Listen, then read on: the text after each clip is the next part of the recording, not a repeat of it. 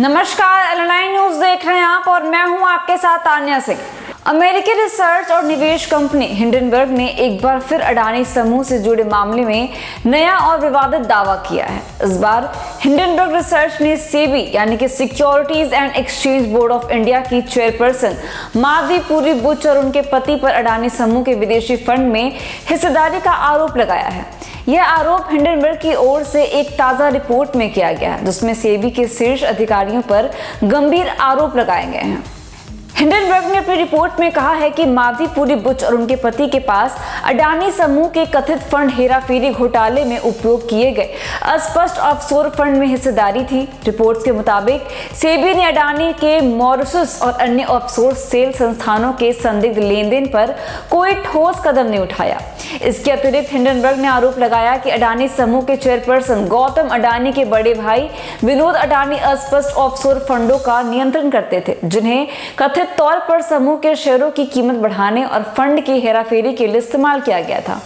Hindenburg ने अपनी report में यह भी दावा किया कि भारत में सक्रिय फंड्स की घोषणा के दौरान कुछ फंड के निवेश का स्रोत वेतन के रूप में दर्शाया गया है और दंपति की कुल संपत्ति 1 करोड़ अमेरिकी डॉलर आंकी गई है।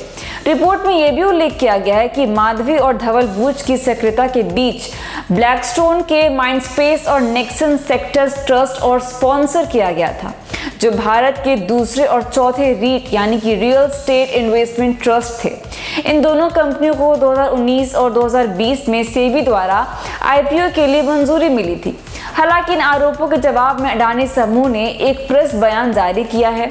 अडानी समूह ने हिंडनबर्ग के आरोपों को सिरे से खारिज कर दिया है और इसे एक पूर्ण निर्धारित दुर्भावपूर्ण प्रयास बताया है। अडानी समूह का कहना है कि हिंडनबर्ग ने अपनी रिपोर्ट्स में सार्वजनिक रूप से उपलब्ध तथ्यों को चुन कर प्रस्तुत किया है और इसमें कोई ठोस आधार नहीं है। उन्होंने यह भी दावा किया कि हिंडनबर्ग द्वारा लगाए गए आरोप पहले ही खारिज हो चुके हैं और सुप्रीम कोर्ट ने जनवरी 2024 में इन आरोपों को निर्धार करार दिया था। वहीं अडानी समूह ने यह भी स्पष्ट किया कि हिंडनबर्ग के दावे का कोई सच्चाई से लेना देना नहीं है और यह पूरी तरह से निराधार है। अडानी समूह का कहना है कि इन आरोपों का उद्देश्य केवल कंपनी की छवि को धूमिल करना है और इसका कोई वास्तविक आधार नहीं है। हिंडनबर्ग की रिपोर्ट ने एक बार फिर से अडानी समूह की स्थिति को विवादों में डाल दिया है और इसके चलते भारतीय और अंतर्राष्ट्रीय वित्तीय बाजारों में हड़कंप मचा हुआ है। सेबी और अडानी समूह के बीच यह तनाव बढ़ती ही जा रही है और यह देखना होगा कि इस विवाद का समाधान कैसे निकलेगा। तो फिलहाल के लिए बस इतना ही। बड़ी खबर के लिए बने रहिए हमारे साथ और देखते रहिए एल9 न्यूज। धन्यवाद।